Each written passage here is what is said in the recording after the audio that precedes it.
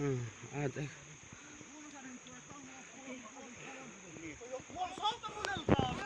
Anh hùa tao hô.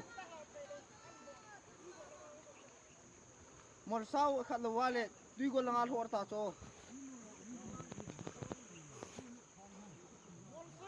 Làm phong bộ sao của hốt thì không phải.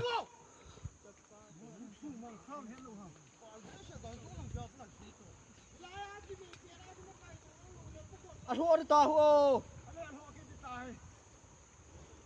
Kim mu ta, kim mu ta ta.